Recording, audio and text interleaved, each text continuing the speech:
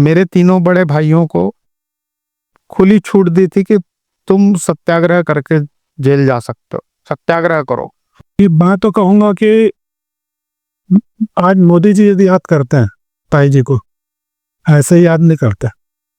और आगे चलकर महिला सशक्तिकरण, ग्रामीण शिक्षा और ग्रामीण विकास के लिए जो लगातार कार्य किया, मुझे लगता है वो सब मील का पत्थर है। और संघ का आज जो बृहद रूप लिख रहा है, इसमें ताई का और ये उपासनी परिवार का बहुत बड़ा हाथ है। सत्याग्रह करना मगर इंद्रो तेरी तानाशाही नहीं चलेगी, एक नारा घर से निकलकर बाहर लगा दो, पुलिस आपको पकड़ के ले जाएगी। केवल उनके पास था एक साहस था, और उस साहस होने के कारण, इस उनके त्याग और तपस्या के, उनके समर्पण के कारण वो एक विधायिका चुनी गई। और इतना होने के बाद रजनी ताई जी हिम्मत नहीं हारी, इस विकट परिस्थिति का मुकाबला किया। वो अपने आप में बेमिसाल है। किसी न किसी प्रकार से उनके जीवन पर आधारित कोई ऐसा कार्य हम सब को मिल करके करना चाहिए जिनसे उनके योगदान को आने वाली पीढ़ी जान सके। और आदरणीय ताई जी का जो जीवन रहा है वो बहुत ही प्रेरक रहा है। और स्वाभाविक रूप से हमारे उस समय के बाद जो टीम बनती चली गई नारी सशक्तिकरण को लेकर, उसमें 2 लाइनें हैं, सुशीला सुधीरा समर्था समेता, स्वधर्मे स्वमार्गे परम श्रद्धया। ये बिल्कुल सटीक उन पे बैठता था। जिस प्रकार समाज में उनका नाम था और इतना मतलब बेदाग उनका किरदार रहा है कि इसीलिए शायद सभी, कांग्रेस हो चाहे बीजेपी हो, सभी नेता मतलब उनको बहुत आज भी आदर देते हैं।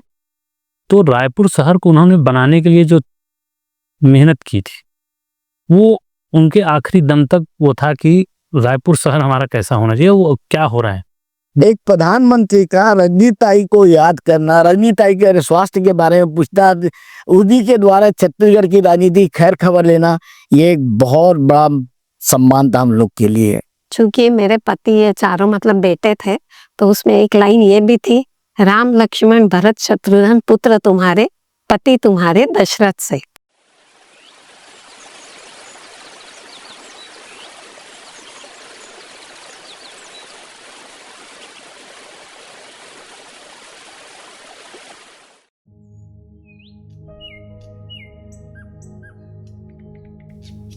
भारत की पवित्र भूमि ने अनगिनत संतों और महापुरुषों को जन्म दिया। किसी ने आज़ादी की तो किसी ने अन्याय के खिलाफ लड़ाई लड़ी। ऐसी एक वीरांगना थी छत्तीसगढ़ की रजनी ताई उपासने, जिन्होंने आपातकाल में तानाशाही सरकार के खिलाफ अपनी आवाज बुलंद की। आइए उनके जीवन के इस प्रेरणादायक यात्रा को जानते हैं। महाराष्ट्र के छोटे से गांव सुल्तानपुर में 28 अप्रैल 1934 को जन्मी एक बालिका, जिसने कठिनाइयों को अपनी ताकत बनाई और अपने संस्कारों से इतिहास की दिशा बदल दी। माता जी का जन्म सुल्तानपुर नाम का एक छोटा सा गांव था अमरावती जिले में, और एलिचपुर नाम का गांव था उससे लगा हुआ। वहाँ उनका जन्म हम्बर्डे परिवार में हुआ, और उनके पिताजी कोई बहुत बड़ी नौकरी नहीं करते थे, छोटी मोटी प्राइवेट नौकरी किया करते थे, और बहुत ही संपन्न परिवार नहीं था। उस समय सड़कों का जाल भी नहीं था, पढ़ने के लिए नदी पार करके जाना पड़ता था। तो माताजी बताती थी कि हम नदी पार करके पढ़ने के लिए जाते थे, बारिश होती थी तो स्कूल नहीं जा पाते थे, और मैट्रिक तक की पढ़ाई उन्होंने संपन्न की थी। बचपन के बारे में वो बताती थी कि उनके पिताजी जो थे शंकर राव हम्बर्डे, वो बहुत अनुशासन प्रिय व्यक्ति थे, और कोई भी गलत बात उनको सहन नहीं होती थी। और बच्चों को अनुशासन में रखना, पढ़ाई लिखाई में ध्यान देना और सामाजिक जीवन कैसे जीना, इसका बीजारोपण उनके पिताजी ने उनमें किया। वो बताती थी कि पढ़ाई के लिए हम लोग अपने गांव से दूसरे गांव के बीच में एक नदी पड़ती थी, उस नदी को पार करके हम लोग पढ़ने जाते थे। कापी किताबें हम अपने सिर पर रख के लेके जाते थे और बहुत कठिन परिस्थिति में, बहुत संघर्ष की स्थिति में उन्होंने अपना बचपन गुजारा। और बाद में वो अचलपुर से, परतवाड़ा से अमरावती आ गई, अपने मामा के यहाँ, अपने बड़े भाई के यहाँ रही और मैट्रिक तक की उन्होंने शिक्षा ग्रहण की थी। उनका विवाह हुआ अकोट निवासी श्री दत्तात्रय प्रहलाद उपासने जी से, एक संघ स्वयंसेवक, एक राष्ट्रभक्त जिन्होंने सत्याग्रह के लिए जेल का रास्ता चुना। और यही से ताई जी के जीवन में राष्ट्र सेवा का दीप जल उठा, जो फिर कभी नहीं बुझा। उनके विवाह की बात चली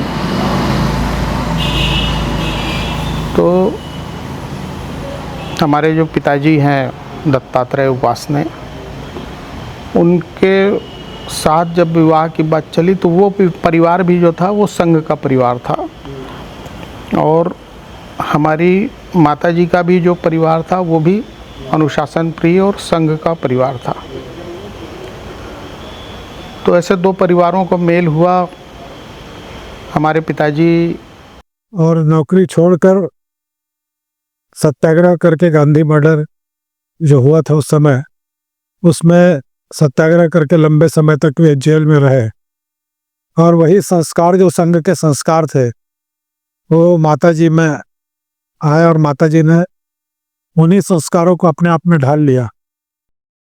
वे सिर्फ एक गृहिणी नहीं थी, वे उन असंख्य प्रचारकों की संघ माता थी जिन्होंने उनके हाथों के भोजन में माँ का स्नेह और राष्ट्र का आशीर्वाद पाया। उनका घर एक साधारण किराए का मकान नहीं था, बल्कि राष्ट्रभक्ति का पाठशाला था। हमारे पिताजी नियमित संघ की शाखा में जाते थे और जिस दिन वो शाखा नहीं जाते थे उस दिन सारे स्वयंसेवक जो है वो हमारे घर आते थे कि आज क्यों नहीं आए। तो उन सारे स्वयंसेवकों के नाश्ते की व्यवस्था हमारी माताजी करती थी। एक बड़ी कढ़ाई में सबके लिए नाश्ता, 10, 15, 20 लोगों के लिए। ये बीजारोपण हमारे माता पिता ने हम पर किया कि घर में आया हुआ कोई भी व्यक्ति है उसको पूरा सम्मान मिलना चाहिए। कोई भी व्यक्ति हमारे घर आए तो उसका भोजन, उसकी चाय पानी की व्यवस्था बराबर हमको पूछना है। ये संस्कार हमारे माता पिता ने हमको दिया। उधर बैतूल, फिर इधर बालोद से रायपुर, ऐसे अनेक स्थानों पर हुआ, लेकिन संघ का काम वो सब जगह करते रहे। माताजी भी उनके साथ संघ के प्रचारकों को भोजन करना, रात देर रात जब भी आए तो, क्योंकि उस समय परिस्थितियां संघ के विपरीत हुआ करती थी। संघ को खाना खिलाना ये भी एक प्रकार का अपराध माना जाता था कि आप संघ वालों को खाना खिलाते हैं, ये दकियानुसी हैं, गांधी के हत्यारे हैं, ये सांप्रदायिक हैं, ये भगवा टोपी वाले हैं, ये हिंसा सिखाते हैं। इस प्रकार की समाज में कांग्रेस ने और संघ के बारे में बातें फैलाई हुई थी। वैसे समय में उस विपरीत परिस्थिति में पूरे परिवार को संघ का परिवार बनाकर जो है माताजी ने, और बालोद आने के बाद बालोद में पिताजी ने संघ की शाखा लगाना प्रारंभ किया और वहाँ उन्होंने अच्छा माहौल बना के फिर भारतीय जनसंघ का काम भी, फिर ये जितने मजदूर संघ है और विवेकानंद शिला स्मारक बन रहा था उसका काम, ऐसे अनेक संगठनों का काम छोटे स्थान पर और कोई काम करने वाला नहीं था, इसलिए सारे संगठन मंत्री, उनके सारे प्रचारक आते थे तो हमारे ही घर पर रुकते थे। माननीय शांताराम जी सराफ जिनका भी निधन हुआ है, वो लगातार 1960-65 से हमारे घर में आते थे और उन्होंने ही हम लोगों को संघ के संस्कारों में ढाला, बढ़ाया, पढ़ा किया। माताजी उनको भाई के रूप में 1965 से राखी बांधती थी और लगातार आज तक के वो भाई बहन का रिश्ता बराबर चलता रहा। और यही कारण है कि जब माताजी का निधन हुआ तो शांताराम जी, हम सबसे अधिक रोए थे तो शांताराम जी रोए थे और रोते रोते वो मूर्छित भी हो गए थे। 70 के दशक में रजनी ताई ने महिला समूह के माध्यम से संघ का प्रचार प्रसार शुरू कर दिया था आज जो संघ का वृहद रूप दिखता है उसमें रजनीताई उपासने का बहुत बड़ा योगदान माना जाता है। 70 के दशक में हम लोग रायपुर आ गए। उसके बाद हमारी माताजी जनसंघ से जुड़ गई।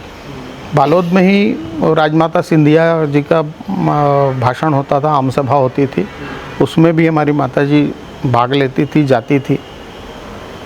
और रायपुर में आने के बाद जब जनसंघ का काम उन्होंने बहुत तल्लीनता से किया, महिलाओं को जोड़ा, राष्ट्र सेविका समिति का काम खड़ा किया।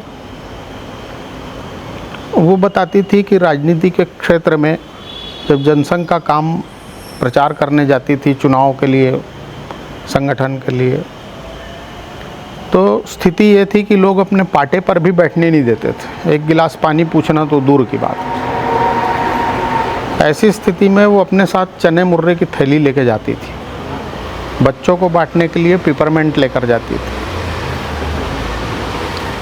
ऐसा संगठन खड़ा किया, महिलाओं का संगठन खड़ा किया, अनेक आंदोलन किए, जेल गई, भोपाल में भी आंदोलन किया, भोपाल में भी जेल गई, लेकिन कभी भी उन्होंने समझौता नहीं किया, परिस्थितियों से लड़ना सीखा। राजनीति में कभी भी उन्होंने गलत राह नहीं पकड़ी।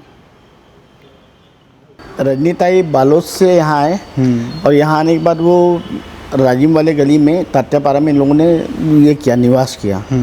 और उपासने साहब चाय कंपनी में थे। तो पर रजनीताई संघ की एक राष्ट्र सेविका थी, तो बहुत ज़्यादा एक्टिव रहती थी। उस समय संघ का उतना प्रचार प्रसार भी नहीं था, संघ बहुत छोटे रूप में था रायपुर में।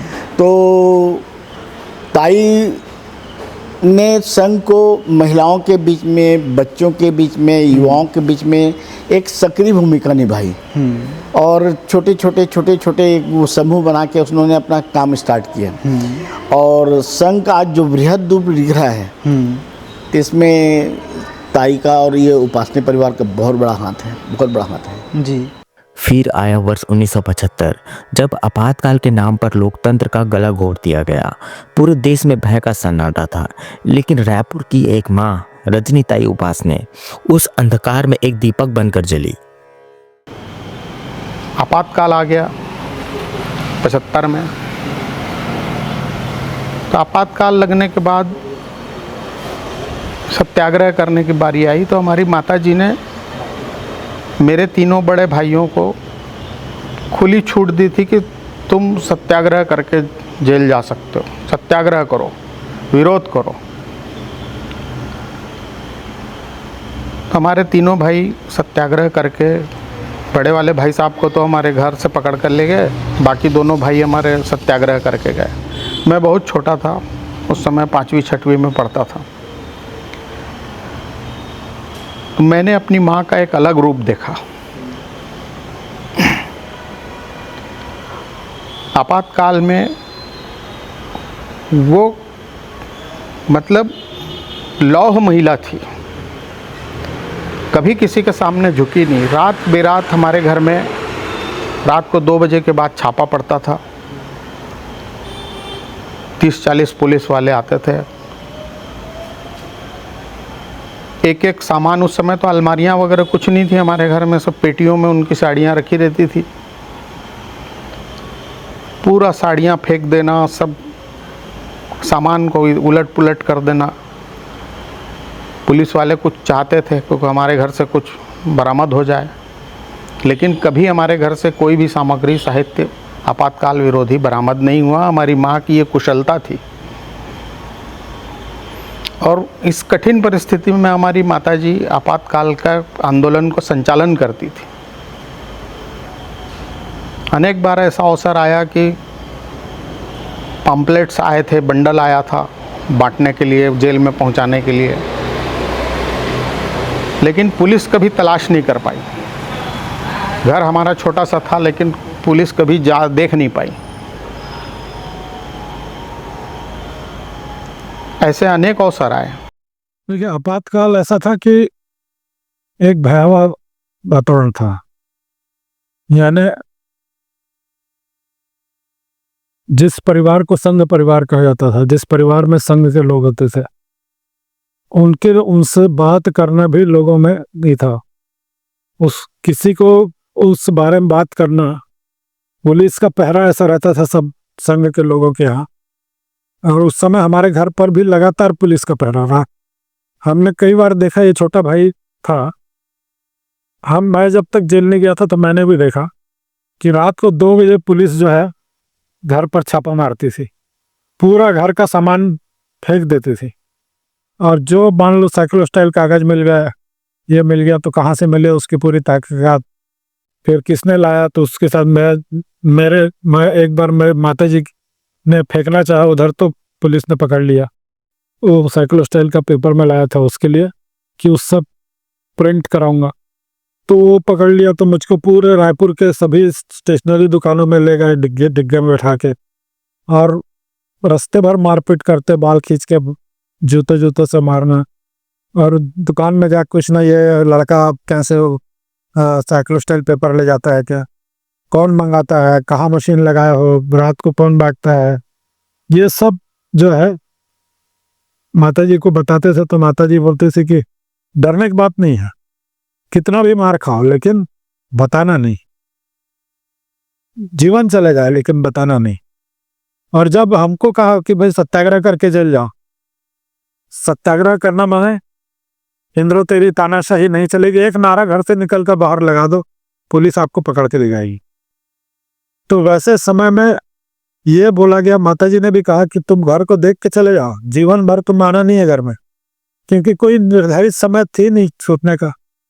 कोई कैदी होता उसको पता रहता है मैं 3 महीने में छूट जाऊंगा, 15 दिन में छूट जाऊंगा। वहां तो आपातकाल में कोई समझ नहीं था, लेकिन बावजूद इसके माताजी ने हम लोगों को साहस बनाया कि कोई माँ अपने बेटे को जेल भेज सकती है, कोई बोल सकती जाओ। रात को उसको बताया कि मेरे को कल जाना है जेल, तो माँ बोली बिल्कुल जा। तिलक लगाया, आरती उतारी, तिलक लगा के आरती उतार कर मीठा खिला के कि ऐसे आज के बाद तेरे को मीठा भी नहीं मिलेगा, जेल का खाना खाना पड़ेगा, तेरे को जेल जाना है तो चलेगा। जो पकड़ के चले गए जिनको तो उठा के ले गए पुलिस घर से, वो तो चलेगा, लेकिन जो सत्याग्रह करके गए उन्होंने बहुत बड़ा, जैसे भगत सिंह, सुखदेव, राजगुरु, ये लोग थे दमदारी से नारे लगाते थे, वैसे हम लोगों ने नारे लगाए, इंदिरा तेरी तानाशाही नहीं चलेगी, नहीं चलेगी। और उसमें माताजी का सबसे बड़ा आशीर्वाद था। मैं गया, मेरे बाद छोटा भाई भी तैयार हो गया कि मैं भी जाऊंगा, तो उसको भी कहा कि ठीक है तुम भी जाओ। तो कोई माता जो है अपना एक पुत्र जिसको पकड़ के ले गए, दूसरा पुत्र सत्याग्रह करके गया, तीसरा पुत्र सत्याग्रह करके गया, और वो जाओ जाओ बोल रही है, तो छोटा था इसलिए, नहीं तो भी चला जाता। इस प्रकार से और स्वयं भी जाने को तैयार थी जेल। तो ऐसी माँ जो है जिसने उस आपातकाल से संघर्ष किया, लड़ाई लड़ी, देशद्रोही कहलाई, देशद्रोही परिवार कहलाए, लेकिन उसने बड़े बड़े लोगों से टक्कर ली और उस आपातकाल का मुकाबला किया, बड़े बड़े लोगों को घर में संरक्षण दिया, आपातकाल की बैठकें की।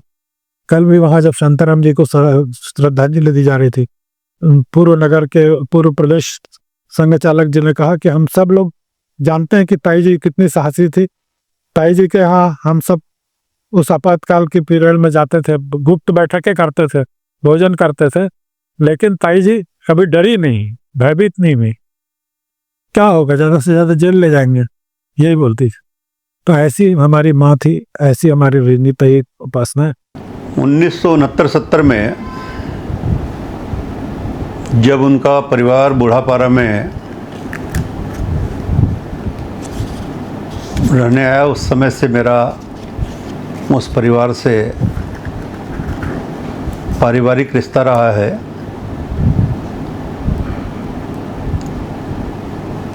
रजनीताई बहुत सरल, सहज,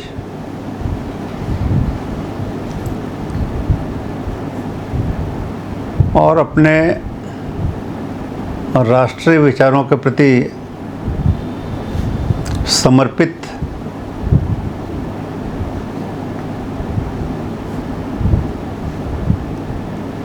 ऐसे व्यक्तित्व के रूप में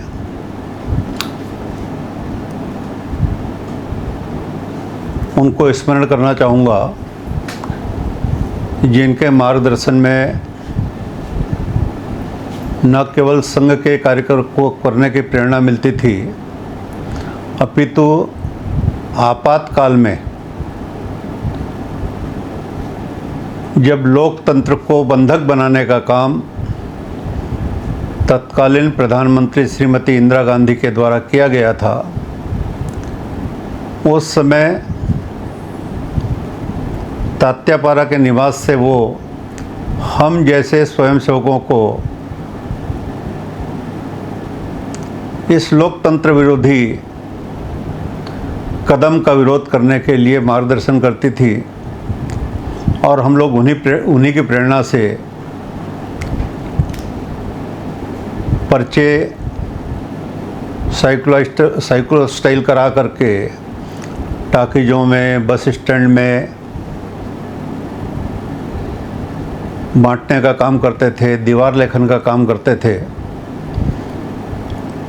जन जागरण के लिए जो जो आवश्यक कदम थे उनके नेतृत्व में हम लोग किया करते थे। और विशेषकर आपातकाल के समय और परिवार ने जो दंश झेला है, उसमें उनके तीनों पुत्र जो हैं, बड़े पुत्र मंझले और छोटे सच्चिदानंद जी, उपासना जी, ये सभी आपातकाल में और जिस तरीके से प्रताड़ित हुए और तीनों को तीनों जेल में रहे मीसाबंदी के रूप में, तो ताई जी ने न सिर्फ अपने परिवार को संभाला बल्कि उस कालखंड में आपातकाल का जो काला अध्याय था, और उस पर उन्होंने वो सभी दंशों को झेलते हुए भी। ये उस समय की बात है जब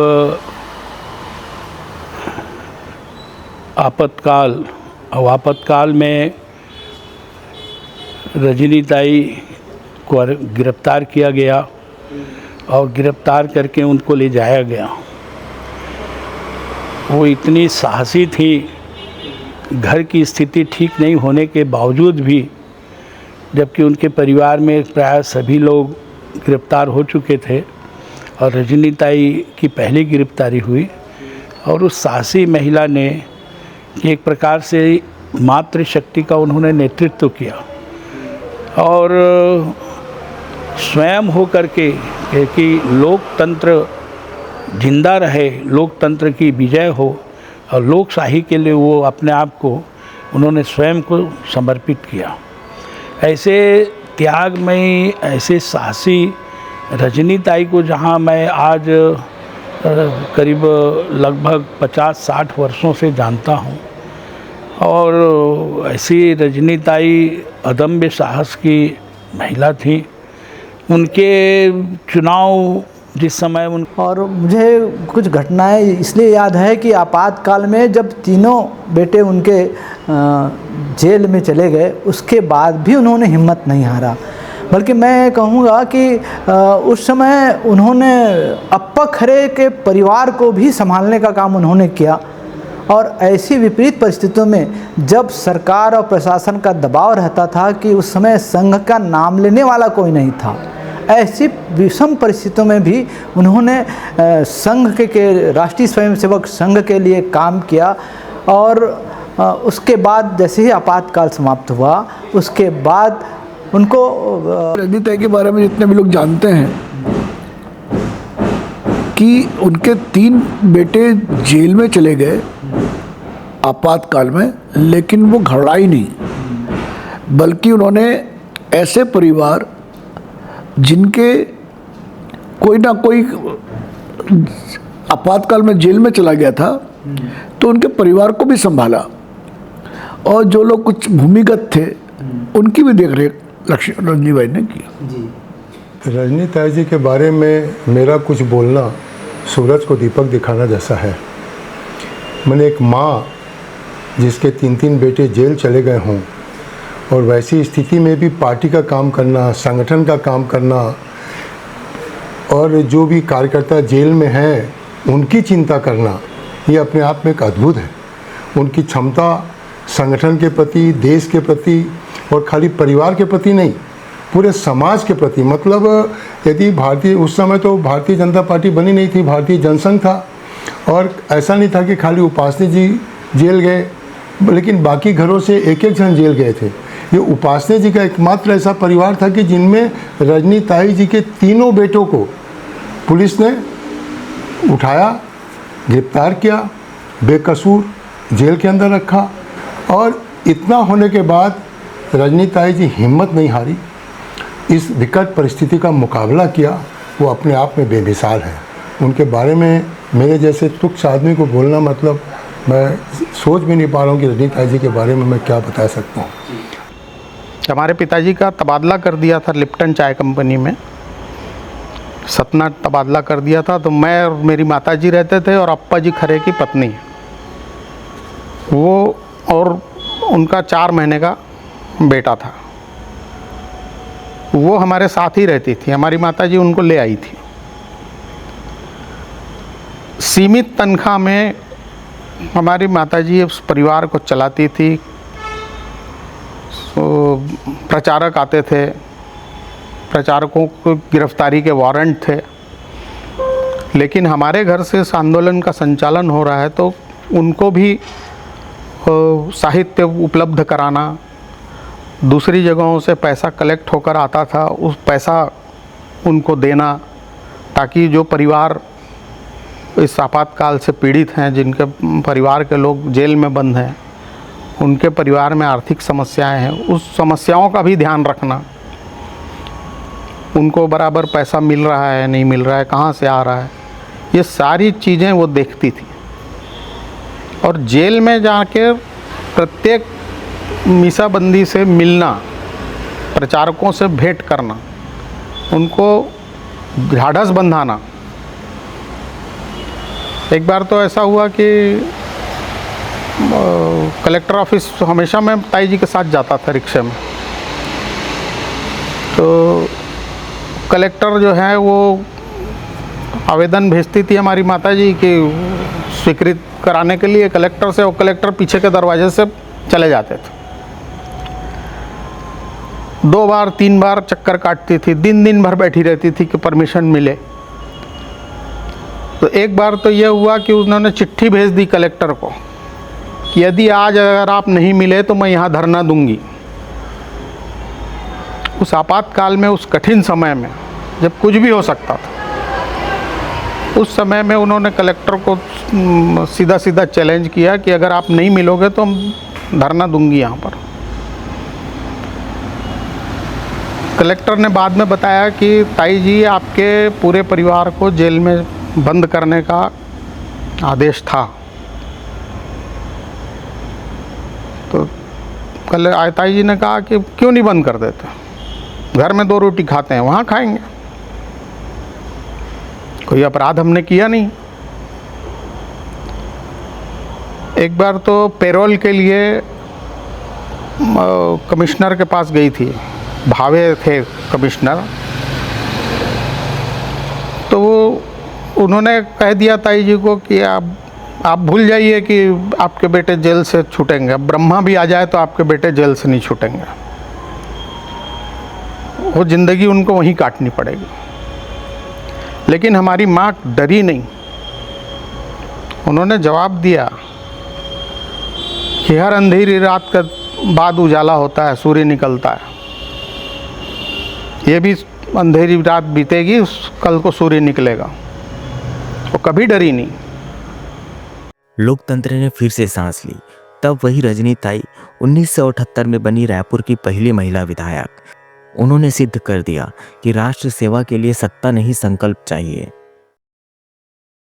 जब आपातकाल हटा तो भारतीय जनसंघ के कोटे से उनको रायपुर से और प्रत्याशी बनाया गया। तो हम लोगों को तो विश्वास ही नहीं हुआ, परिवार को, उनको खुद को कभी टिकट मांगने क्या होता है ये नहीं मालूम था, चुनाव लड़ना क्या है ये नहीं मालूम था, कैसे लड़ेंगे ये नहीं मालूम था।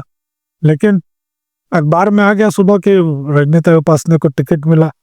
तो हम लोग, और उधर कांग्रेस से बहुत दिग्गज नेता थे, शारदा चरण तिवारी, वो कभी न कोई चुनाव हारे थे, वो तरुण दादा से भी ज़्यादा जन प्रिय नेता थे। कहीं भी बैठ के बीड़ी पी लेना, सिगरेट पी लेना, खाना खा लेना, झुग्गी झोपड़ी में बैठना, उतने जनाधार वाले नेता थे, सबके चाहत वाले नेता थे। वो तो लगता नहीं था कि उनके सामने एक सामान्य गृहिणी के रूप में ताई जी चुनाव जीत सकेगी। वो जीती, 4000 वोट से जीती। तो उस समय टाइम्स ऑफ इंडिया ने लिखा था कि गृहिणी जो है किस प्रकार से राजनीति करके और समाज सेवा करके, किस प्रकार से आपातकाल में और घरों घरों तक अपनी पहचान बनाकर, किस प्रकार से निर्भीक होकर एक अत्याचारी सरकार के खिलाफ लड़ने वाली अकेली महिला, और जनता उसको हाथों हाथ उठा ली। पैसे का अभाव, 3 बेटे जेल में, घर कोई सब पैसे वाला नहीं था, सबकी नौकरियां थी नहीं, पिताजी की नौकरी भी छूट गई थी। तो ऐसे वातावरण में इस महिला ने चुनाव जीता। ये दिल्ली के टाइम्स ऑफ इंडिया ने भी कवर पेज लगाकर जो है उनके फोटो सहित समाचार प्रकाशित किया था। जो मैं ताई के बारे में बताना चाहूँगा कि जब कठिन समय होता है तो व्यक्ति की परीक्षा होती है। संघ के परिवार, संघ का वातावरण तो रहा ही हमेशा से, पर आपातकाल के दौरान जो दृढ़ता लोकतंत्र के प्रखर आवाज़ बन के रजनीताई सामने आई, और जिस प्रकार कलेक्टर की धमकी में ना झुकते हुए भी अपने विचारों पे अडिग रही, और उस दृढ़ता की वजह से पार्टी ने उनको 77-78 में विधानसभा में टिकट दिया और पहली विधायक बनी। ताई का परिवार ऐसा परिवार था जहां उसके आपातकाल के दौरान मीसा में उनके परिवार के तीन सदस्य, 3 बेटे जेल में रहे, और रजनीताई विधायक बनने के बाद भी किराए के मकान पे निवास करती थी, और जनता के लिए उनका दरबार हमेशा खुला रहता था। आज भी महिलाओं के बीच, ग्रामीणों के बीच उनको लोग याद करते हैं, और इस अवसर पे मैं उन्हें अपनी विनम्र श्रद्धांजलि अर्पित करता हूँ। जी 1977 में आम चुनाव की घोषणा हुई,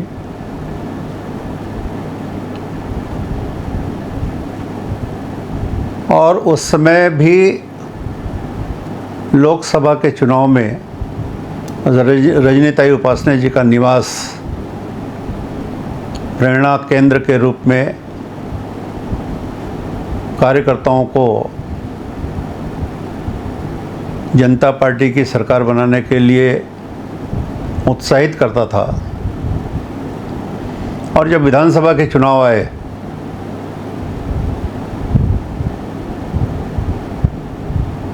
तो पार्टी के वरिष्ठ जनों के द्वारा उनके द्वारा किए गए आपातकाल के योगदान को याद करते हुए कि एक प्रखर नेतृत्व को विधानसभा में पहुंचना चाहिए, उनको रायपुर के विधानसभा से प्रत्याशी बनाया गया, और रायपुर की जनता ने उन्हें अपना आशीर्वाद देकर के विधायक बनाया। उस समय वैसे तो माहौल का कहा जाए तो गवर्नमेंट के, सरकार के विरोध में था माहौल, लेकिन लोगों को ऐसा लगता था कि शायद ताई जी कमज़ोर प्रत्याशी हैं, या वो इस समय में शायद, लेकिन माहौल जो था कांग्रेस के विरुद्ध था। और ताई जी जो एक सरल स्वभाव की और मिलनसार महिला थी, खासकर महिलाओं में वो बहुत ज़्यादा मिलनसार थी, इसलिए धीरे धीरे जो है उन्होंने जो है लोगों के साथ में मिलना जुलना जो चालू किया। हमारी पत्नी हमेशा साथ में रहती थी, उनके साथ आती जाती थी, तो पूरे मोहल्ले में घूम जाते थे वो लोग, यहाँ जाना है, वहाँ जाना है, कहाँ जाना है। तो वो मिलनसार उनका स्वभाव जो था, इसी स्वभाव के कारण ही लोगों को जो है उनके प्रति जो है उनका रुझान बढ़ा है। रजनीताई बहुत ही सामान्य थी देखा जाए तो, उसको क्या अपना परिवार और घर यही था, पर जो एक राष्ट्रवाद का जो बोलते हैं ना, एक उनको बुखार बोला जाए, राष्ट्रवाद का एक प्रेम, और वो राष्ट्रवाद के प्रेम ने उनको संघ के साथ जहाँ जोड़ा तो संघ के साथ वो विस्तृत रूप में आ गई। और आपातकाल में जब वो एक जुझारू महिला के रूप में लोगों के सामने आई तो उसका एक व्यापक परिणाम निकला, लोगों में वो लोकप्रिय हो गए कि भाई आपातकाल में भी ऐसे लोग हैं जिन्होंने हमारे लिए लोकतंत्र के लिए संघर्ष किया और उसमें एक रजनीताई भी थी। इसलिए जनता पार्टी को भी रायपुर की सीट के लिए सोचने के लिए कहीं जगह ही नहीं रह गई थी और एक ही चेहरा सामने आ रहा था उस गद्दावर नेता के सामने कि जनता पार्टी के सामने एक वही चेहरा आ रहा था रजनीताई का और जो बहुत लोकप्रिय भी हो चुकी थी तब तक के जी, यानी पारिवारिक महिला से सामाजिक और एक राजनीतिक महिला बन के उभरी जी। उसके बाद जैसे ही आपातकाल समाप्त हुआ उसके बाद उनको राजनीतिक दृष्टि से यहाँ की टिकट मिली। उस समय तो ऐसी स्थिति थी कि जनसंघ के नाम से पुरुष भी सामने नहीं आया करते थे। जनसंघ की टिकट लेने के लिए लोगों के पास जा के आग्रह करना पड़ता था। लोग मना कर देते थे, भाई हम जीत नहीं पाएंगे इसलिए हमको टिकट मत दीजिए, हमारी बदनामी हो जाएगी, हार जाएंगे। लेकिन ऐसी परिस्थिति में भी एक महिला होते हुए भी उन्होंने जनता पार्टी के सदस्य के रूप में और चुनाव लड़ा और चुनाव में मतलब जो कल्पना नहीं थी, लोगों तो कहते थे कि भाई रजनीताई जीत नहीं पाएगी, महिला है, सीधी सादी महिला है, महाराष्ट्रियन महिला है, समाज में कोई प्रभाव नहीं है। लेकिन उस समय जो लोग थे उन्होंने इनकी पहचान की, उनके संघर्षशील को पहचाना। उसके बाद वो एक प्रथम महिला विधायक के रूप में जनसंघ के जनसंघ के शासनकाल के बाद जनसंघ के बाद उन्होंने भारतीय जनता पार्टी के सदस्य के रूप में विधानसभा में प्रतिनिधित्व की और बड़ी दमदारी से विधानसभा में अपनी बात रखती थी। कार्यकाल बहुत छोटा था लेकिन उसके बाद भी विधायक नहीं रहते हुए भी समाज में वैसे संघ का बैकग्राउंड होने के कारण संपर्क निरंतर चलता रहा उनका और लगातार लोगों से संपर्क रहा। पूरा परिवार जो है वो संघ की सेवा में लगा रहा, संघ के संसेवक होने के नाते पूरा परिवार लगा रहा। तो उनका कार्यकाल कम रहा, छोटा रहा, लेकिन समाज में उनकी पकड़ ज़्यादा रही, महिलाओं के बीच उनकी पैठ बनती रही और उन्होंने अच्छा काम करते हुए अपने कार्यकाल को पूरा किया। चुनाव जिस समय उनका चुनाव के लिए उनका नाम आया कि रायपुर क्षेत्र से रजनीताई विधानसभा के लिए चुनाव लड़ेंगे, परंतु उस समय कुछ ऐसे विद्रोही तत्व भी थे कि वो नहीं चाहते थे कि रजनीताई को टिकट मिले और रजनीताई यहाँ पर से जीतें। हराने की भी पुरजोर कोशिश हुआ। अनेक प्रकार के उस समय के संगठन के लोग थे, जैसे समाजवादी पार्टी के लोग भी थे, अनेक लोग ऐसे थे वो चाहते थे कि रजनीताई यहाँ से आए और सबके मन में ऐसा भी लगता था, कुछ भीतर घात भी हुए, ऐसा लगता था कि ये महिलाएं नहीं जीत सकेगी और ये इस कारण से ये सीट हमारा जा रहा है, ले दे करके हमारा ये जनसंघ कोटे से मिला है। लेकिन उनकी साहस डराने का भी कोशिश किए क्योंकि वो धन से भी कमी था, न उनके पास धन बल था न बाहुबल था, केवल उनके पास था एक साहस था और उस साहस होने के कारण किस उनके त्याग और तपस्या के उनके समर्पण के कारण वो एक विधायिका चुनी गई। ये विशेष बात थी। इसलिए रजनीताई को हमेशा एक छत्तीसगढ़ की सशक्त महिला के रूप में हमेशा याद किया जाता है और यही एक प्रकार से उनका स्मरण आज उनके जाने के निधन के बाद वैसी विभूति छत्तीसगढ़ में ऐसी सशक्त जैसे बोलते हैं कि नारी के रूप में, शक्ति के रूप में रजनीताई थी जी। उनके माने उनका जो आर्थिक जो बताना चाह रही हूँ मैं कि वो बहुत ही माने तंगी में था उनका परिवार। आर्थिक स्थिति इतनी अच्छी नहीं थी, परंतु फिर भी ऐसे भी इसमें उन्होंने संघर्ष करते हुए अपने को आगे बढ़ाया और सबसे मिलनसार माने इमरजेंसी तो बात बताई मैं, परंतु बाद में भी जब वो कैनवासिंग वगैरह करने जाती थी, राजनीति में थी, जब वो चुनाव के लिए खड़ी रही तो माने सबसे उनके घरेलू संबंध थे, सब के साथ अंदर तक, घर के अंदर तक जाकर उनका माने सबसे बोलचाल ये जो सब और सबको एकदम प्रेम से स्नेह से वो बात करती थी। उसके कारण ही वो उस समय की विधायक बनी और विधायिका बनी। और विधायक बनने के बाद भी ऐसे नहीं कि अब अपन पद पे आ गए हैं तो ऐसे घमंड नाम की उनकी कोई बात नहीं थी। माने सबसे बहुत अच्छे से व्यवहार, माने प्रेममय स्वभाव था उनका, प्रेम जिसको बोलते हैं ना। हाँ, उसके बाद हमारी माताजी को इस संघर्ष का परिणाम ये मिला कि जनता पार्टी की सरकार में विधानसभा का टिकट मिला। हमारी माताजी तो सामान्य गृहिणी थी, राजनीति में वो एक अलग क्षेत्र था। आंदोलन करना, नारेबाजी करना यहाँ तक तो सीमित था, लेकिन विधानसभा में जाकर अपना पक्ष रखना, अपनी बात रखना एक अलग विषय था, एक अलग क्षेत्र था। लेकिन हमारी माँ ने बहुत कुशलता से उसको भी पूरा किया, कभी वो डिगी नहीं। और राजनीति के क्षेत्र में भी उन्होंने सभी दलों के नेताओं के साथ इतने अच्छे संबंध रखे थे कि मैं तो उनके साथ विधानसभा, वो जो विधायक विश्राम गृह था भोपाल में, वहाँ जाता था। तो जब वो अर्जुन सिंह जी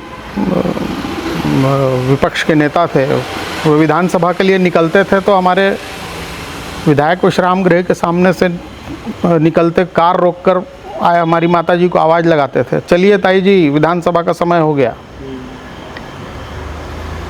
विद्याचरण शुक्ल जी के साथ भी इतना अच्छा संबंध था कि वो हमेशा कहते थे, ताई जी आप चिंता मत करो, आपका बड़ा भाई है, आपका भाई है, जब तक आपका भाई है आपको चिंता करने की ज़रूरत नहीं है। तो ताई जी ने ऐसा आत्मीय संबंध, ऐसे आत्मीय रिश्ते सबके साथ बनाए थे। घर में आने वाला कोई भी व्यक्ति अपना कोई भी काम लेकर आए, उसको चाय पिए बिना वो जाने नहीं देती थी। नाश्ता है तो नाश्ते की व्यवस्था करो, भोजन के समय आया तो भोजन की व्यवस्था करो। इतना आत्मीय संबंध हमारी माताजी ने बनाया था। विधानसभा के विधायक रहते हुए भी मैंने उनका एक प्रशासन में ये रूप देखा कि वो अधिकारियों को किस तरह से अपने जनप्रतिनिधि के साथ किस तरह से अधिकारी को बात करनी चाहिए, ये वो उस अधिकारी को सिखा देती थी। कोई भी अगर थोड़ी सी भी कमज़ोर बात करता था, लूज टॉक करता था, तो उसको झिड़क देती थी, उसको ऐसा फटकार लगाती थी कि वो दोबारा वो ताई जी के सामने आंख नहीं उठा सकता था। अधिकारियों को उस समय लगता था कि ये तो घर से आई है, गृहिणी है, इसको क्या समझता है। लेकिन ताई जी ने जो अपनी पहचान बनाई वो शायद ही कोई दूसरी महिला इतनी जल्दी कर सके। हमको हमारी माँ पर गर्व है। जिस समय कोई भी चुनाव लड़ने के लिए आपातकाल के बाद में जो चुनाव हुए और कोई भी चुनाव लड़ने के लिए तैयार नहीं था, उस समय रजनी ताई ने अपना अदम्य साहस दिखाया और चुनाव लड़ने में तैयार हुई। क्योंकि उसमें ऐसा था कि चुनाव तो लड़ लोगे लेकिन जीत सुनिश्चित नहीं थी, लेकिन वो लड़ी और चुनाव जीती। जनता पार्टी का शासन था, फिर बाद में भारतीय जनता पार्टी बनी। और उस समय महिलाएं इतने रूप से ज़्यादा सक्रिय नहीं थी राजनीति के अंदर, लेकिन रजनी ताई ने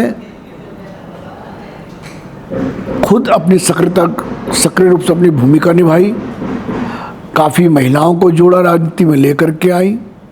एक साधारण गृहिणी से लेकर छत्तीसगढ़ के लोकतंत्र सेनानी तक का सफर रजनी ताई उपासने के त्याग, तपस्या और राष्ट्र के नारी शक्ति की अमर गाथा को बताता है। रजनी ताई के साथ लंबा अनुभव रहा हमारा, और उनका कार्य पद्धति को देखकर जिस प्रकार वो लगातार सक्रिय रहीं सेवा भाव को लेकर, और मुझे लगता है कि समाज सेवा और जनहित के कार्यों को पूरे जीवन समर्पित करके काम करने वाली रजनी ताई थी।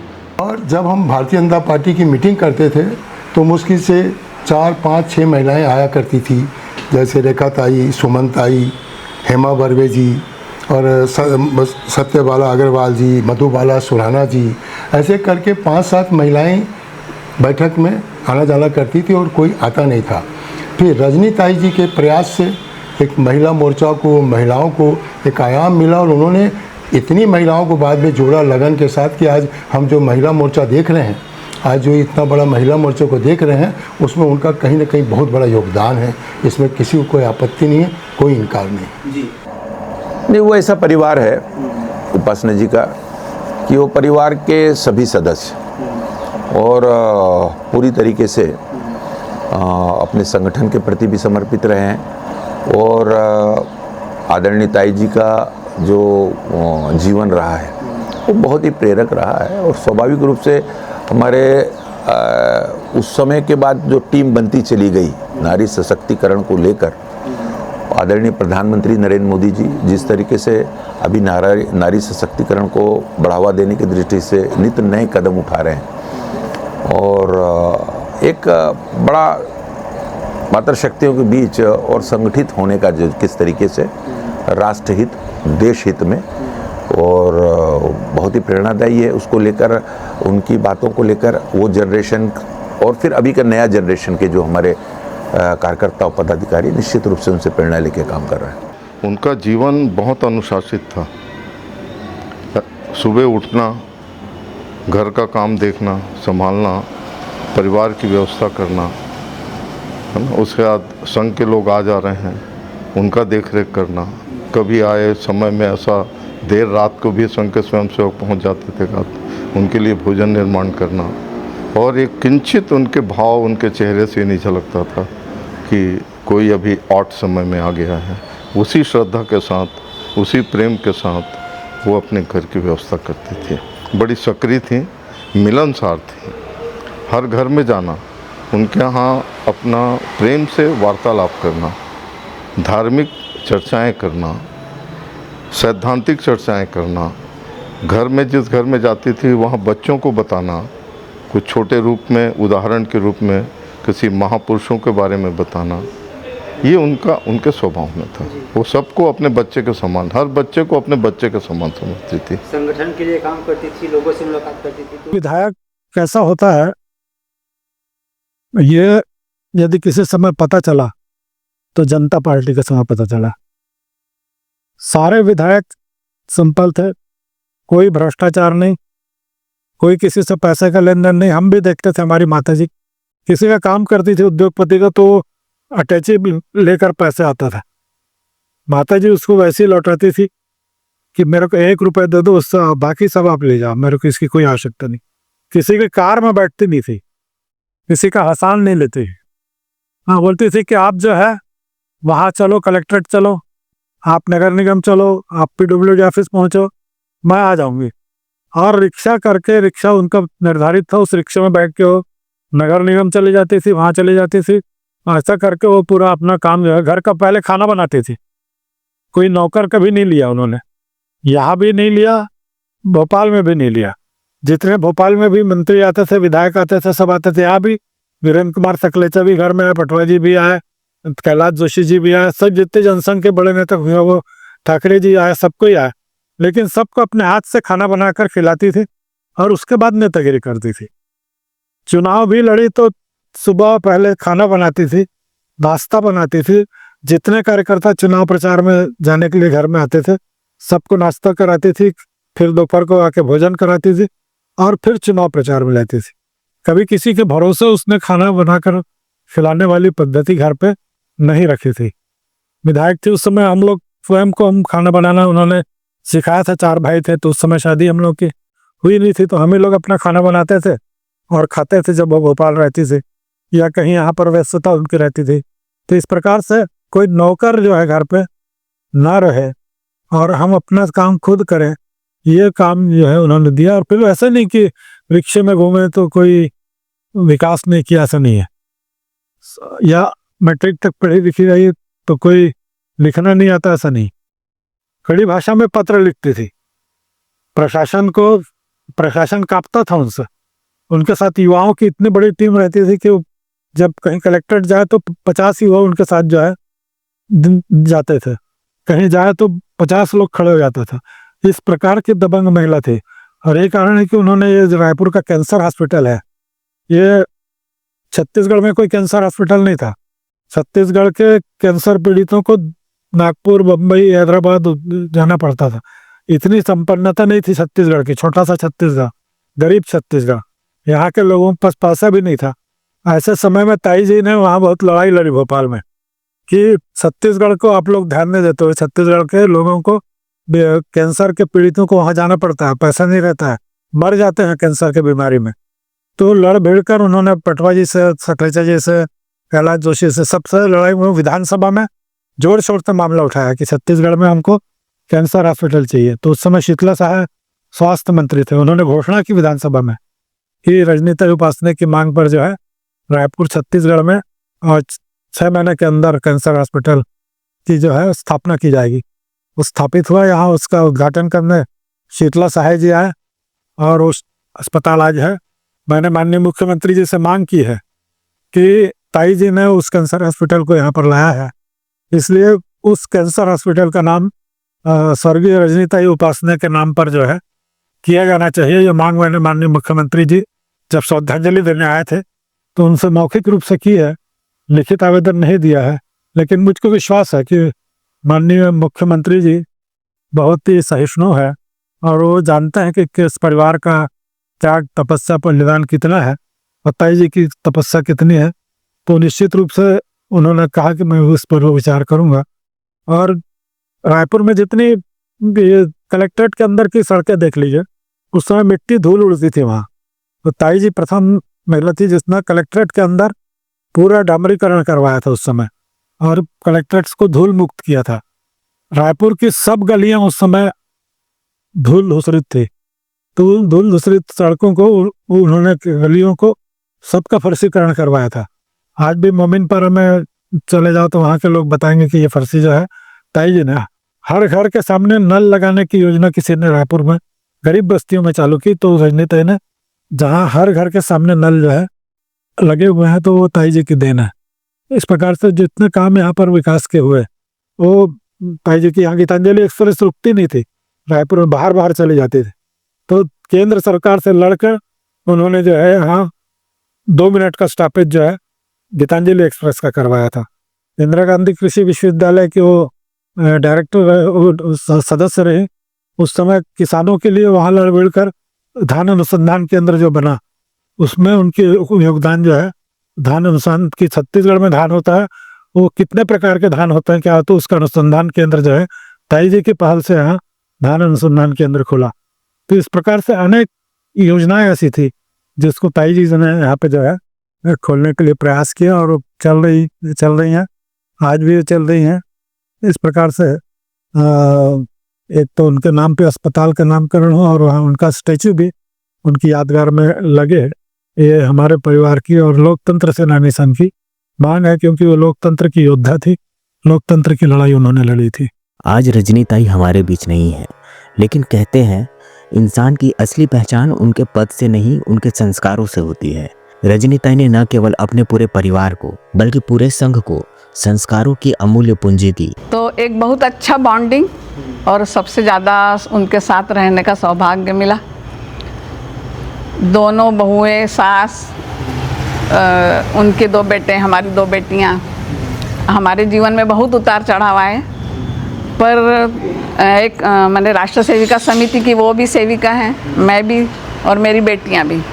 तो राष्ट्र सेविका समिति की प्रार्थना है, उसमें 2 लाइनें हैं, सुशीला सुधीरा समर्था समेता, स्वधर्मे स्वमार्गे परम श्रद्धया। ये बिल्कुल सटीक उन पे बैठता था। मैंने कभी संघ का माहौल तो था, पर राजनीतिक माहौल तो हमारे लिए नया था। विद्याचरण जी, अजीत जोगी जी, दिलीप सिंह जूदेव जी, उनके साथ हमने खाना परोसा। मैंने अपने जीवन में तो ये पहली बार आए थे ना, पर एकदम सहजता से। मैंने विद्याचरण जी तो अपनी सब गाड़ियाँ छोड़ के एक सहायक के साथ आए थे और पूरण पोड़ी बहुत अच्छी बनी। ताई आई ने हमारे पूरण पोड़ी खिलाई थी। ताई जी के हाथ का पोहा, मैंने टीवी में अजीत जोगी जी ने बताया था कि वैसा पोहा कहीं नहीं मिलता। तो ऐसी बहुत यादें। और कुछ जैसे 2 चुनाव सच्चिदानंद जी लड़े, हारे, तो सुबह कुछ महिलाएं मिलने आई कि प्राची से मिलते हैं, माने उसका मन वो होगा। पर हमारा घर का माहौल ऐसा था कि हमने वो भी सहन कर लिया। और उसके पीछे हमारे सास ससुर ही थे। बहुत हिम्मत, मन की शक्ति, उस शक्ति से ही ये सब भाई सब चीज़ों से उबरने की जो वो रहती है ना, माँ पिता का आशीर्वाद, वो बिल्कुल सही है एकदम। और मेरी बेटियां तो हर कार्यक्रम में उनके साथ, मैंने बड़ी को तो बोलते ही थे कि ताई जी की पुछंडी है ये, हर कार्यक्रम में। ये आए कौन, अडवाणी जी आए उनके कार्यक्रम में, मुरली मनोहर जी की यात्रा आई उसमें अपनी दादी के साथ। बहुत आश्चर्य होता था। और मतलब क्या कहूँ, उन्होंने माँ के मतलब बोलते हैं ना जैसे मायके का वैसे ही ससुराल का भी, उनकी कई मतलब बातें हमारे लिए अविस्मरणीय हैं। कि मतलब मैं और मेरी जिठानी जो है प्राची उपासना और आई, हम लोग मतलब साथ में ही रहते थे जॉइंट।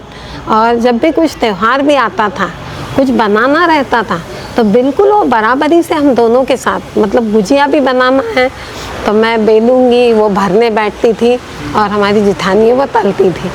और बाद में ऐसा हुआ एक समय के बाद कि उनसे शायद उतना हो नहीं पाता था, तो कुछ नहीं ना तो बोलती ज़रूर थी कि मैं बनाने आती हूँ। तो हम लोग बोलते थे आपसे नहीं हो रहा है, हम लोग कर देते। तो फिर हम क्या करते थे, टेबल पे बना के रखते थे और उनको खाली डब्बा ला कर देते थे कि आप डब्बे में रखो। तो उनको मतलब ये लगता था कि मेरा भी इन दोनों के साथ कोऑर्डिनेशन है। और कभी मतलब इतना मतलब हम दोनों बहुएं उनके साथ इतना मैक्सिमम पीरियड रहे और इतना अच्छा साथ लेके चली है, हमारे बच्चों को संस्कार दिए। सिंपल सी बात होती थी कि अगर कभी आधे घंटे 1 घंटे लाइट भी गोल होती थी तो आई और हम सब बच्चे बैठकर बहुएं और राम रक्षा बोलना, हनुमान चालीसा बोलना, बच्चों को भी डेली मतलब सुबह उठ के मंत्र बोलो, भोजन मंत्र बोलो। भोजन मंत्र का अर्थ बताती थी कि बेटा अन्न मतलब कितनी कठिनाई से उगता है।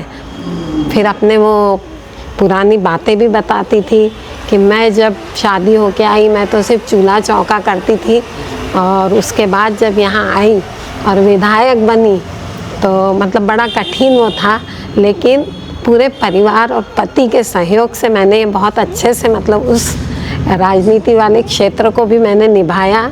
और ये बताती थी हमको मतलब एक किस्सा कि मेरे जेठ जी बोलते थे चुनाव जीतने के बाद, आई बताती थी कि कभी किसी का 1 पैसा लेना नहीं, ईमानदारी से काम करना। तो हमने देखा कि हमने उनसे एक ईमानदारी और कर्तव्य निष्ठा सीखी कि उन्होंने बहुत ही अच्छा, जिस प्रकार समाज में उनका नाम था और इतना मतलब बेदाग उनका किरदार रहा है कि इसीलिए शायद सभी कांग्रेस हो चाहे बीजेपी हो, सभी नेता मतलब उनको बहुत आज भी आदर देते हैं। और मतलब हम तो उनकी कमी हमेशा महसूस करते रहेंगे। और हमारे ससुर जी बोलते थे कि ये तो 100 साल जिएगी, हमेशा बोलते थे। तो लेकिन विगत 3 वर्षों से उनकी बहुत ही हालत ये होती गई, तो हमको भी बड़ा दुख होता था। और एक बार जब वो 61 ईयर्स की हुई थी तो मैंने स्वरचित कविता लिखी थी उनके ऊपर, तो मैं उसकी थोड़ी सी 4 पंक्तियाँ बता रही हूँ। सौ रजनी उपासने, ऐसे मैंने सौ से सौभाग्यवती तुम शतायुषी हो, यही मनोकामना करती ईश्वर से। फिर रस है, रस्मों रिवाज से जुड़ी हुई वात्सल्यमयी कुशल गृहिणी हो, नीरसता कभी न आए जीवन में। उसके बाद एक और इसमें मतलब बीच की और लाइन में बता रही हूँ, चूँकि मेरे पति ये चारों मतलब बेटे थे, तो उसमें एक लाइन ये भी थी, राम लक्ष्मण भरत शत्रुघ्न पुत्र तुम्हारे, पति तुम्हारे दशरथ से। और एक लास्ट लाइन मतलब वो थी मेरी पंक्ति, मेरा नाम ससुराल में समिधा है, तो उसको मैंने लेकर किया था, समिधा सी जलकर करती रहूं सेवा तुम्हारी, चाहिए यह आशीष माता तुमसे। तो उस प्रकार उनका मतलब हमेशा आशीर्वाद तो मेरे साथ रहेगा। कि आदमी उस उम्र में भी इतनी चिंता शहर की, या जिसको जैसे बोलते हैं ना, जिस पेड़ को सींचा रहता है आदमी तो उसकी चिंता होती है।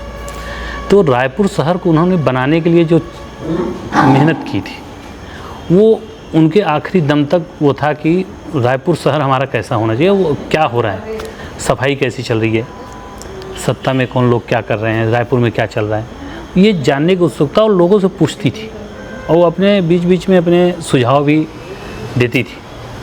मेरे सामने बहुत लोग आते थे। मैं तो हमेशा काका के साथ उपासनी जी के साथ रहता था, और वो रजनी ताई उपासनी जी का जो उपासनी परिवार का नाम था, वास्तव में नंदू काका ने, सच्चिदानंद उपासनी जी ने बहुत मेहनत करके फिर उस नाम को स्थापित भी किया, प्रयास भी अच्छा किए। पूरा उपासनी परिवार एक जो संघ परिवार था, वास्तव में संघ की जो रीति नीति है वो वहाँ झलकती थी, और उसका देन कहीं न कहीं ताई थी कि लोगों के अंदर उतना भर के रखना, समाज को जोड़ के रखना, ये सिखाने की जो कला थी ना, वो रजनी ताई के अंदर थी।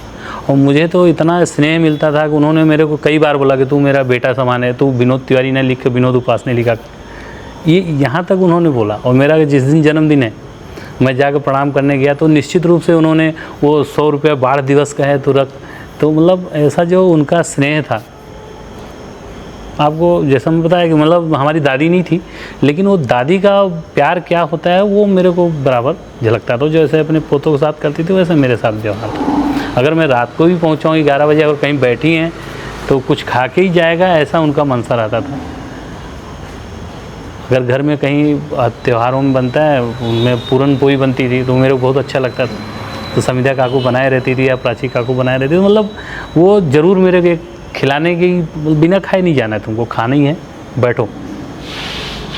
और सुबह में पहुंचता था तो जो सेवा होनी चाहिए, वास्तव में परिवार में जो बच्चे रहते हैं या बहुएं रहती हैं जो सेवा करती हैं, उदय काका या नंदू काका, समिधा काकू, प्राची, मतलब जितनी देख रेख शुरुआत से मैं जब देखा, जो उनको उम्र हुआ तो देख रेख बहुत था प्रॉपर, जो उनके लिए कब दवा देनी है, कब नाश्ता देना है, कब करना, मतलब एकदम से जी जान से लोग करते थे। तो रहने वाले 2 ही बहुएं थी, और नंदू काका, उदय काका, और वो 2 लोग तो बाहर रहते थे। लेकिन मतलब जो काम उन्होंने जो आजी के साथ, जो ताई के साथ होना चाहिए था, बहुत बखूबी इन्होंने दोनों जन ने निभाए।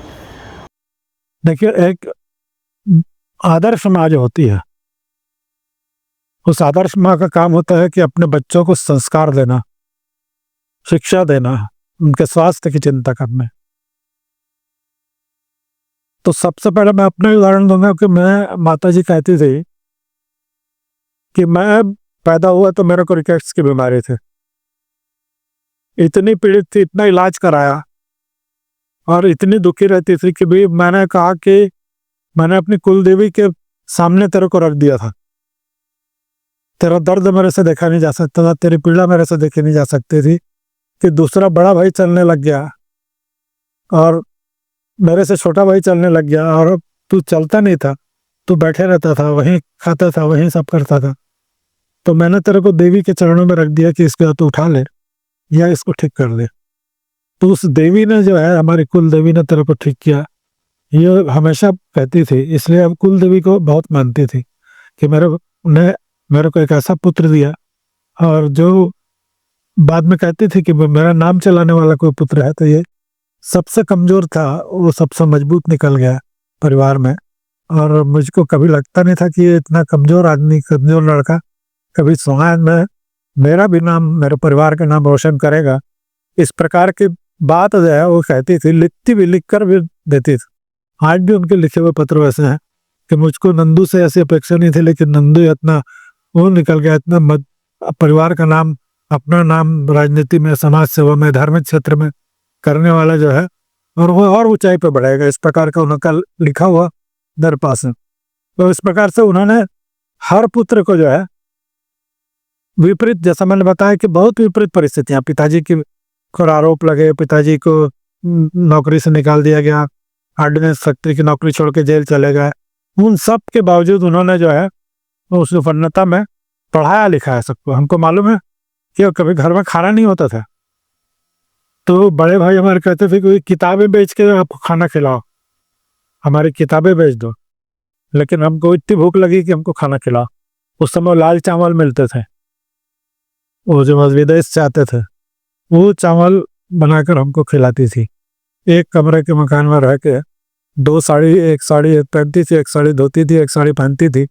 इस प्रकार से हमारे को भी फटे थिगला लगा हुआ कपड़ा जो है, इधर से थिगला, इधर से थिगला ऐसे, लेकिन उन्होंने संस्कारों में कोई कमी नहीं की।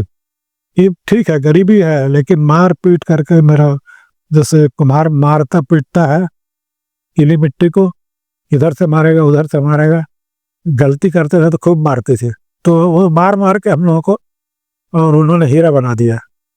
अब बहुत बड़े होते तक भी मार खाई हम लोगों ने कि तू गलत कर रहा है, तेरे को डांट खानी है, मार खानी। राजनीति में जब मैं आया तो कहते थे कि बेवरेजेस का अध्यक्ष बना तो बोली कि तू कोयले के खदान में जा रहा है, वहां से साफ सुथरा निकलना, परिवार पर कोई आक्षेप न लगे, कोई आरोप न लगे, ये तेरी जिम्मेदारी को उपासना परिवार बदनाम नहीं होना चाहिए। सहायता तो करोड़ों रुपए वहां कमाने के बारे थे, लेकिन माता जी का उस जिस दिन चार्ज लिया मैंने, उस दिन उन्होंने सिर पर हाथ रखकर यही कहा कि तू काल की कुर्सी में जा रहा है, यहाँ से तेरे को मेरा नाम रोशन करना है। अब मुझको प्रसन्नता है कि डॉक्टर रमन सिंह जी ने भी ये कहा कि मैंने दूध की रखवाली करने के लिए बिल्ली को नहीं बिठाया, मैंने सच्चिदानंद उपासना को बिठाया, जिसके सुखद परिणाम मेरे को देखने को मिले। इस प्रकार प्रदेश का मुख्यमंत्री और मेरी माँ का जो प्रमाण पत्र है वो मेरे पास है कि राजनीति के जीवन में आज यदि है मैं हूँ, समाज सेवा में हूँ, तो मेरी माँ के कारण, मेरे पिताजी के कारण, कि उन्होंने जो आदर्श दिया, जो भी दिया, वही आदर्श मेरा आदर्श है।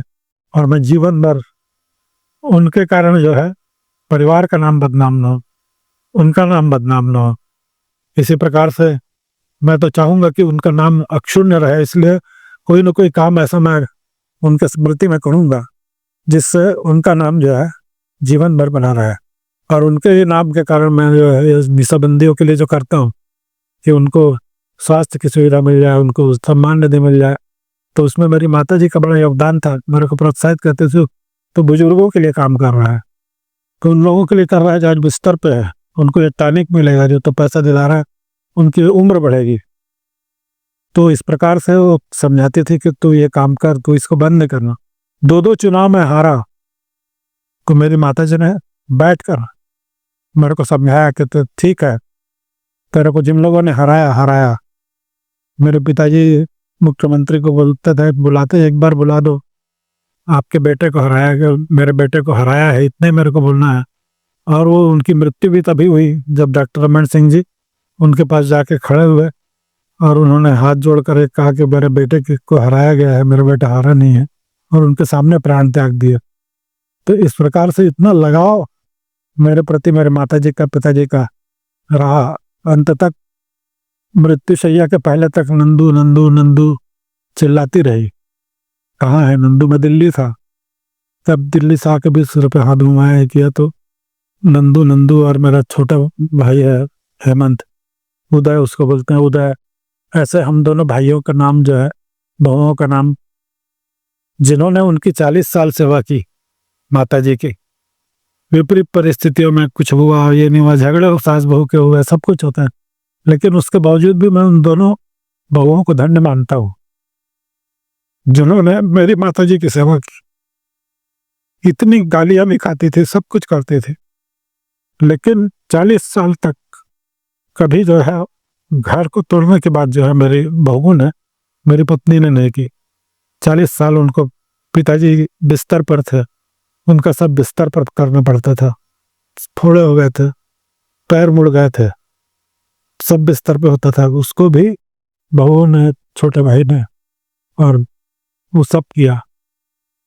माता जी गिर गई थी तालाब में, उनका सब बिस्तर पे होता था, तो वो सब काम भी किया, पकाना साफ करने से लेकर के सब, जो अपने माता पिता का नहीं किया वो इतने साल तक बहू ने और अपने मेरे माता पिता का किया। तो मैं धन्य मानता हूँ मेरी पत्नी को और मेरे बहू को, जिसने इतना सब किया है। निश्चित ही वो परिवार का संस्कार उन्होंने, मेरी पत्नी को तो कुछ आता नहीं था, आई तो रोटी बनाना नहीं आता था, क्योंकि ऐसे घर में थी कि जिसने कभी वहाँ रोटी नहीं बनाई।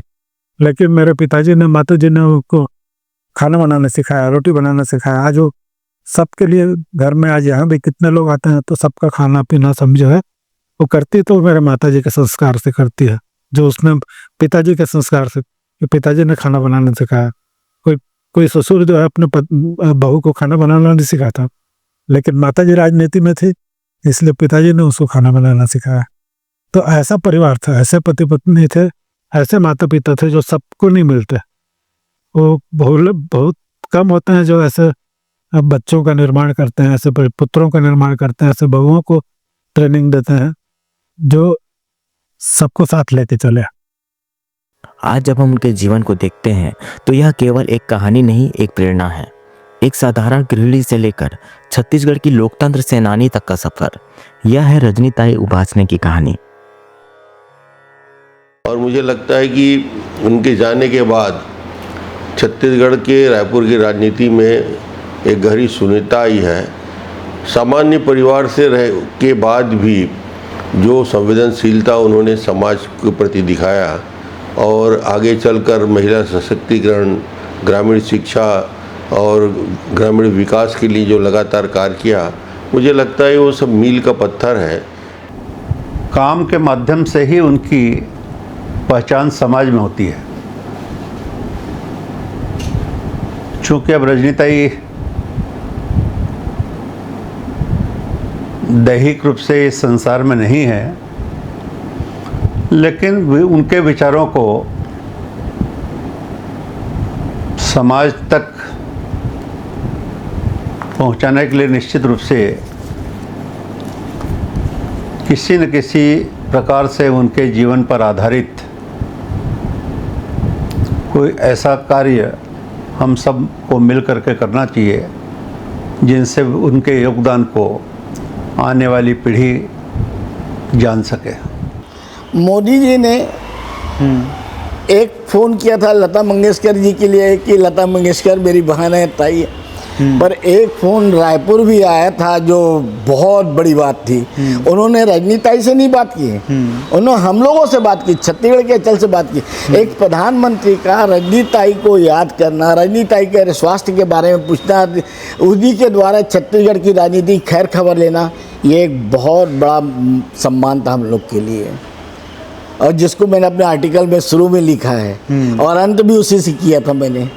रजनीताई एक बहुत बड़ी ये थी, और मैं तो चाहूँगा कि उनके नाम से कोई ऐसी अपन संस्था या ऐसा कुछ रखें जिससे लोग उनकी यादें बनी रहें जी।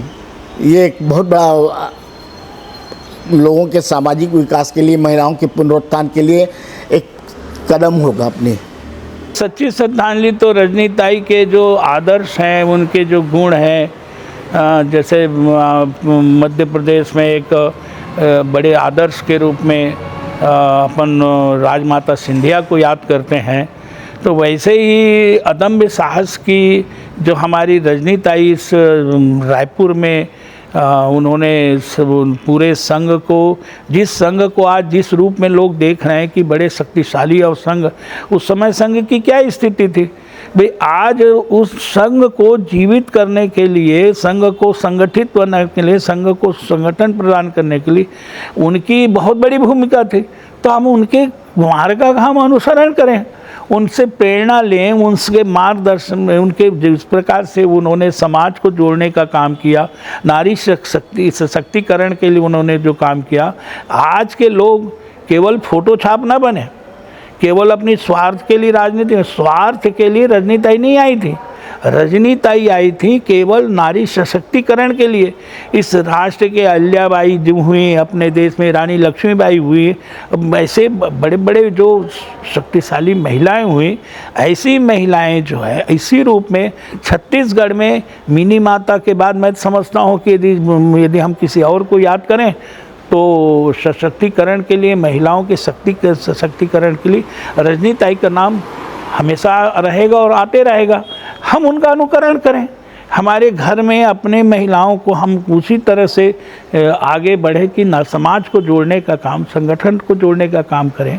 ये नहीं, ये आवश्यक है। समाज को यदि शक्ति प्रदान करना है तो रजनीताई के मार्ग का अनुसरण करना पड़ेगा अपने को। नहीं, देखिए विधायक का तो आते जाते रहते हैं, ऐसा रजनीताई बोलती थी, वो तो उनको दायित्व मिला था। अगर रजनीताई को अगर आप याद करना चाहते हैं तो उन्होंने सक्रिय रूप से जो समर्पण भाव से संगठन को के लिए काम किया, हम उसी रूप में उनको जानना चाहेंगे कि उन्होंने कभी कोई इच्छा की प्राप्ति नहीं की और देश के प्रति जो एक भाव होना चाहिए वो भाव सबको रखना चाहिए और राजनीति ऐसे सीखते हैं हम लोग। बच्चों के अंदर तो उनके पूरे संस्कार है। मैंने वही चीज़ जो मैंने बचपन में देखी थी और बाद में भी देखी, वही चीज़ मैंने सच्चिदानंद उपासने जी में देखी, माननीय उपासने जी में।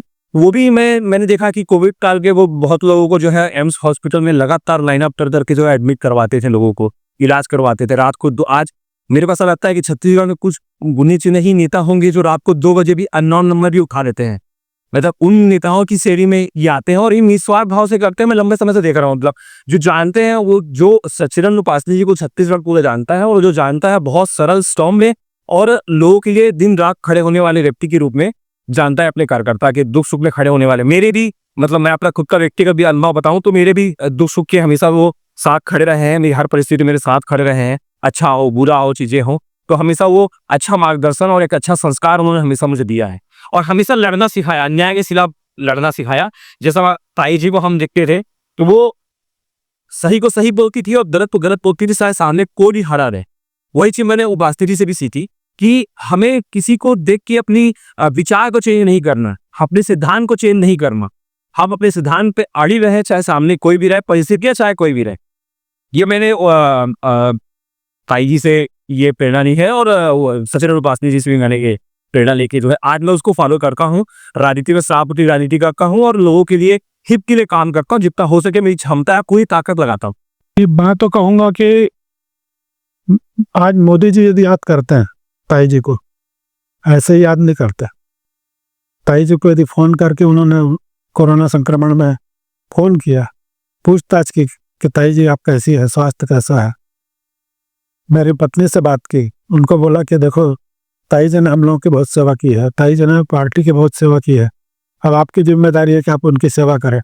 जो देश का प्रधानमंत्री यदि जिस महिला को फोन करके बात करता है, मतलब वो समझिए कि उसके दिमाग में कितना ये है। मृत्यु होती है ताई जी की, हम स्मशान घाट में रहते हैं और पीओ से मेरे मोबाइल पर फोन आ जाता है कि ताई जी के लिए श्रद्धांजलि के लिए शब्द कहने हैं। इस प्रकार से उनका दूसरे दिन जो है वो मेल पर, वहाँ से विदेश से मेल पर मैसेज आता है, कहाँ जापान के प्रवास के थे वहाँ से, और चौथे दिन जो है उनका लिखित में शोक संदेश आ जाता है। उसमें कितनी तारीफ करते हैं ताई जी की, उनके सहिष्णुता की। तो जब देश का प्रधानमंत्री जिसको मानता है तो मैं तो कहता हूँ कि उनका अनुसरण स्थानीय नेताओं ने करना चाहिए।